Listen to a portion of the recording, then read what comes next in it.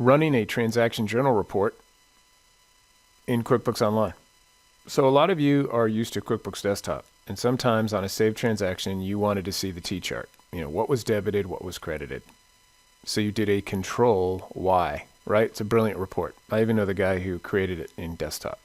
So QBO has a similar, not the same keystrokes, but obviously the accounting system is double entry accounting, right? I mean, you're going to debit something, you're going to credit something. It's going to balance, okay?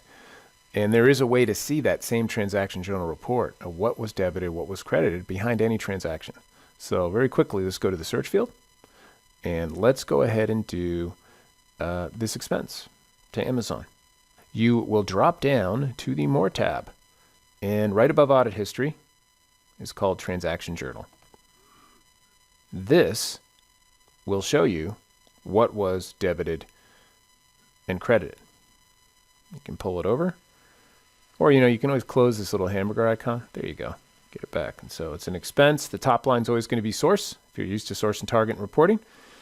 Okay, or summary information at the bottom line, or lines, subsequent lines will be target or detail entry. Yeah.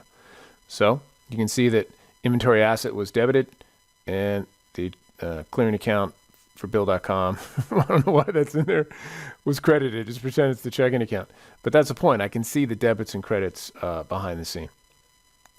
And the other thing to ponder is that the more complicated a transaction, so with more lines and it's got sales tax, etc., you will see a lot more lines in the journal report of this transaction. And notice the debits and credits balance, okay?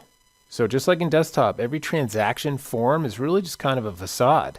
I mean, I know we're giving it to customers and we're looking on the screen and we're tracking information, but it is a face covering of the journal entry that is happening. That's just pure accounting, right? So you can see that on any saved transaction. Just click the More tab, Transaction Journal, and it's very familiar. Similar, the exact same report as a Control Y in Desktop. And that's how you see the T-charts behind transactions in QuickBooks Online.